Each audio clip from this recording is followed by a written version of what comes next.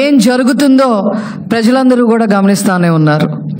చంద్రబాబు నాయుడు గారి ప్రభుత్వంలో, కూటమి ప్రభుత్వంలో వచ్చిన వెంటనే పరిపాలన మొదలుపెట్టిన వెంటనే దాదాపు మీ కష్టాలు ఏంటయ్యా చెప్పండి అని చెప్పి ప్రజల్ని అడిగిన దాని మీదట దాదాపు 1,74,000 అర్జీలు, వాళ్ళకి ఏవో బాధలు ఉన్నట్టుగా వాళ్ళ అర్జీలు ఇవ్వటం జరిగింది.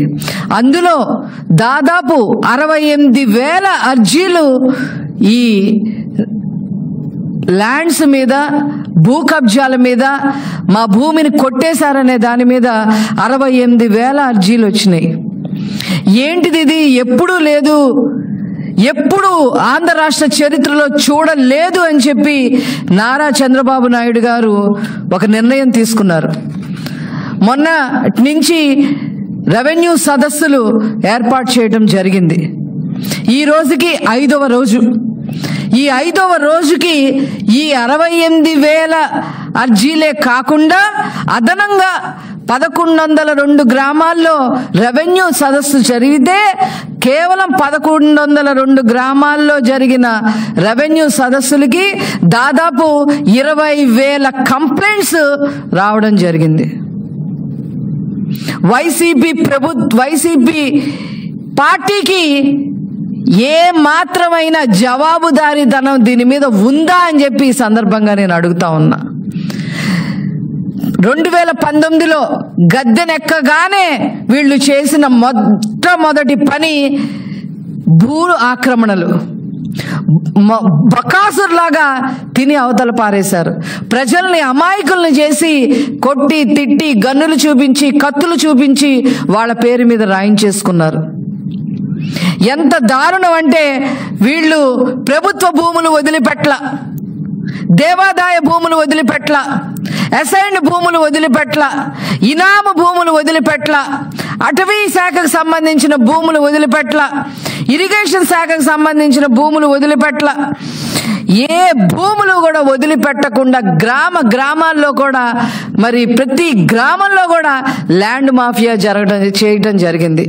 ఈ ల్యాండ్ మాఫియాకి హెడ్ జగన్మోహన్ రెడ్డి అయితే సమన్వయకర్తలు ఉత్తరాంధ్రకి సంబంధించి ఎస్వి సుబ్బారెడ్డి, విజయసాయి రెడ్డి, రాయలసీమకు సంబంధించి పెద్దిరెడ్డి రామచంద్రారెడ్డి, మిథున్ రెడ్డి. ఇక్కడ మొత్తం సమన్వయకర్తగా ఇక్కడ అమరావతి కోస్తా జిల్లాలో ఈ సమన్వయకర్త, ఈ ల్యాండ్ మాఫియా సమన్వయకర్త ఎవరు అంటే సజ్జల రామకృష్ణారెడ్డి. వీళ్ళ ఆధీనంలో ఈ ప్రాంతాలందరినీ ఉంచుకొని ల్యాండ్ మాఫియాకి తెగబడ్డారు. వీళ్ళకి అదనంగా మంత్రులందరూ పరిపాలన చేయాల్సింది పోయి వాళ్ళకి ఇచ్చిన శాఖల్లో మరి నాలెడ్జ్ ఎక్వైర్ చేసుకొని ప్రజలకి తోడ్పాటు చేయాల్సింది పోయి మంత్రులందరూ కూడా భూ కబ్జాలు చేయటం జరిగింది. ఎంత దారుణం అంటే కాకినాడ పోర్టుతో సహా కబ్జా చేసి 4,000 ఎకరాలు 12 కోట్లకి రాయించేసుకొని మరి భూ కబ్జా చేసేయటం జరిగింది. అలాగే పెద్దిరెడ్డి రామచంద్రారెడ్డి, మిథున్ రెడ్డి రాజాలపల్లిలో మరి దాదాపు 1000 ఎకరాలు జమీందారు భూముల్ని కూడా కాజేశారు. ఈ ఫైల్స్ అన్ని ఎక్కడ కనపడతాయా అని చెప్పి, ఎక్కడ కనపడితే ఏం చేస్తారో ఈ ప్రభుత్వం అని చెప్పి మదనపల్లిలో ఫైళ్లు కూడా తగలపెట్టేసిన సంగతులు మనం చూసాం.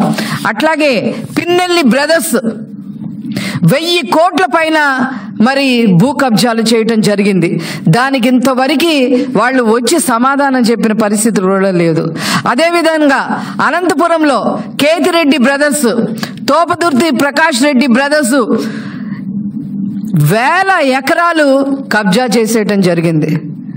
ఆనాడు 2014-19లో 2014 నుంచి 2019 వరకు పరిపాలన చేసిన నారా చంద్రబాబు నాయుడు గారు సోలార్ ప్లాంట్ల కోసం ఎకరాలు కేటాయిస్తే ఆ ఎకరాలు కూడా 100 ఎకరాలు కూడా కబ్జా చేసేసి రియల్ ఎస్టేట్ వ్యాపారం చేసిన హీన చరిత్ర ఈ కేతిరెడ్డి బ్రదర్స్ది. అదేవిధంగా మంత్రులైతే ఇంకా చెప్పక్కర్లా, సబిత, మంత్రి సబిత దగ్గర నుంచి, రోజా దగ్గర నుంచి ఆడవాళ్ళు కూడా